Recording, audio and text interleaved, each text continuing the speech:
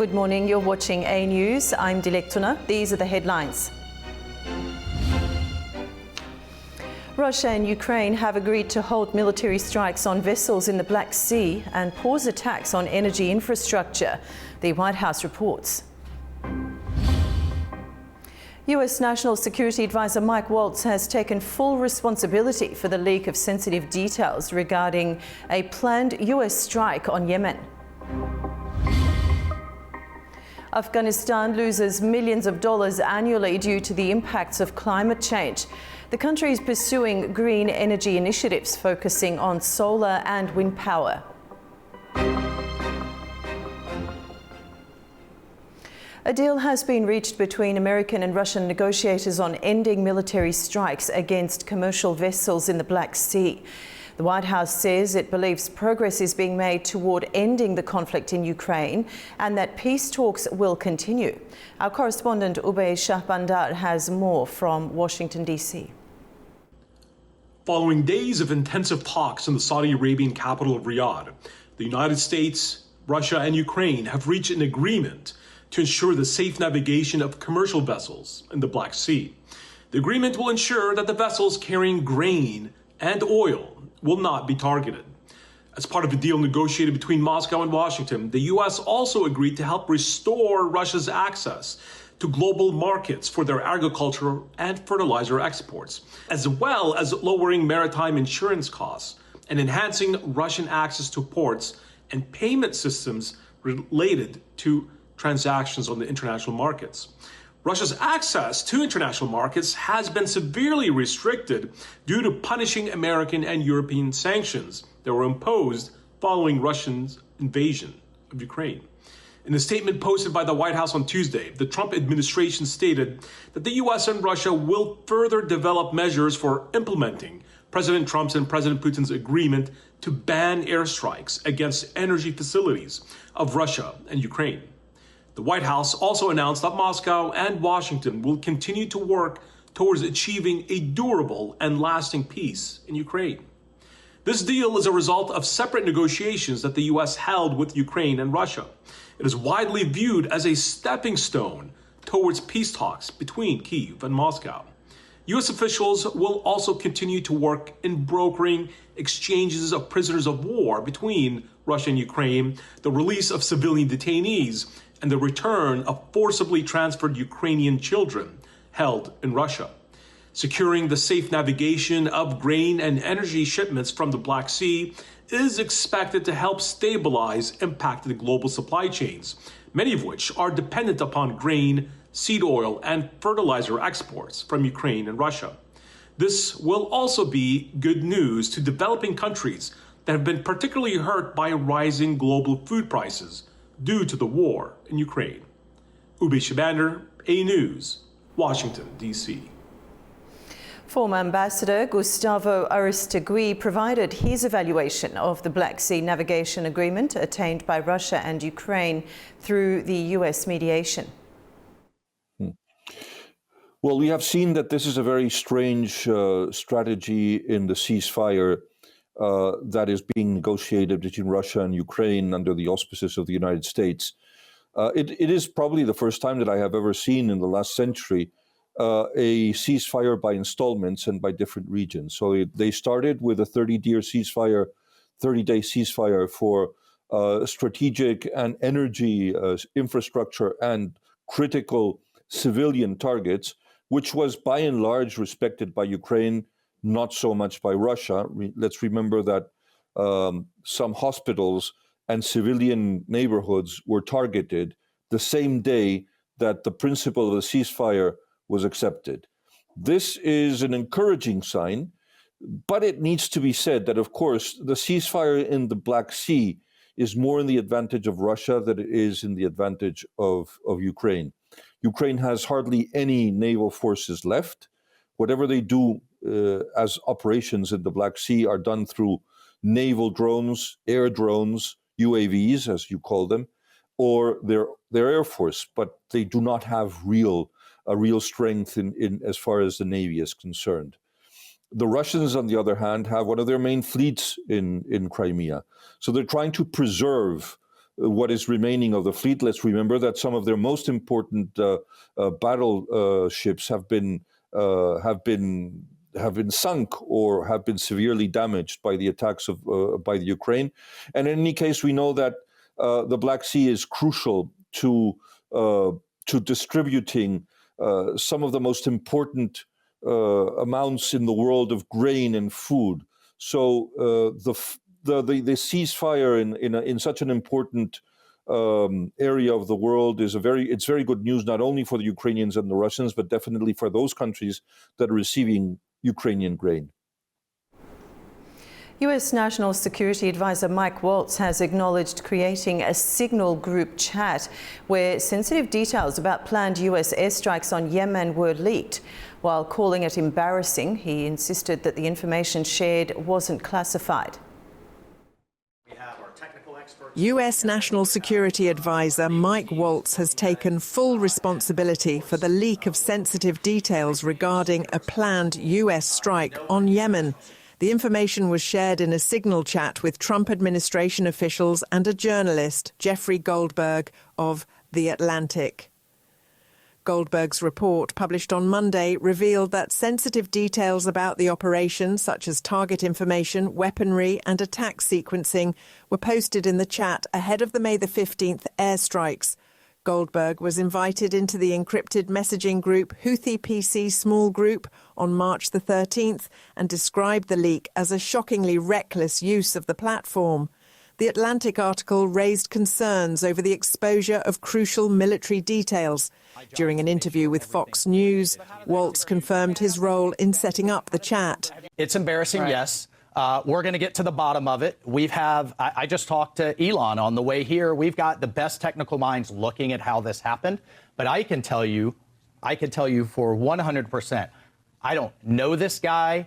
I know him by his horrible reputation, and he really is the bottom scum of journalists. And I know him in the sense that he hates the president, but I don't text him. He wasn't on my phone.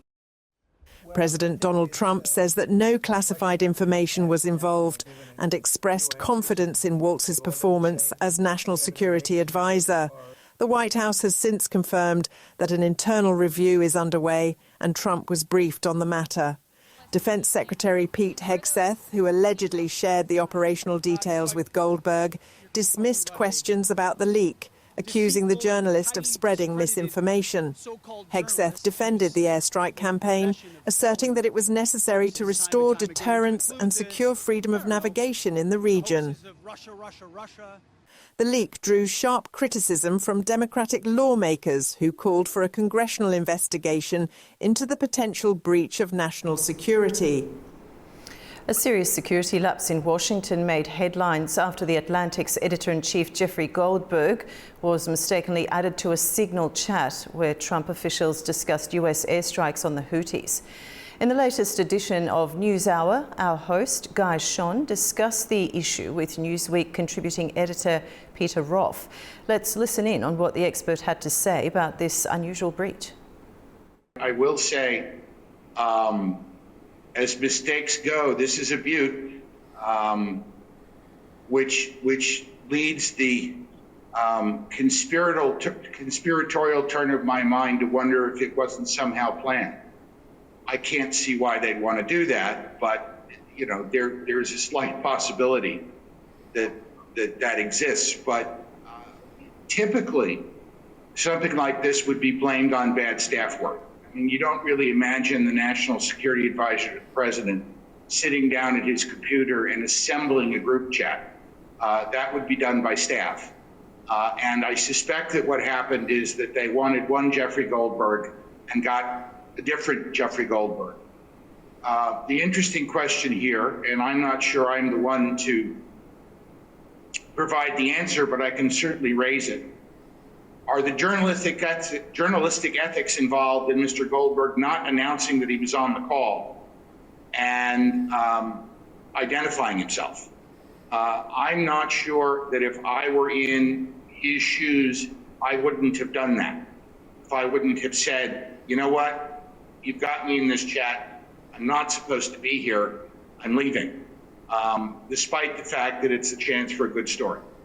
I'm not so sure that publishing this was the right thing to do.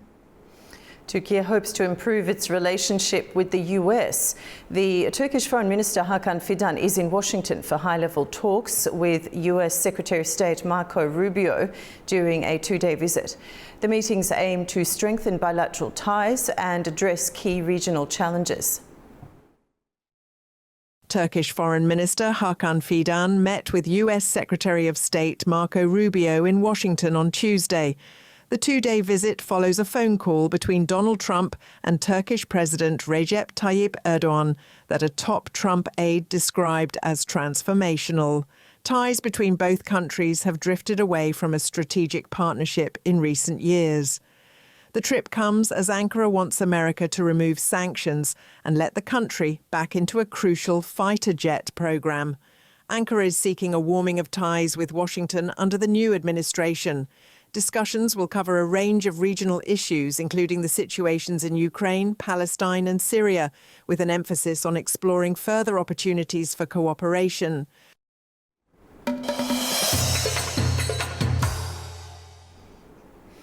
Police intervened in unauthorised protests in Ankara against corruption and terror investigations into the Istanbul Metropolitan Municipality.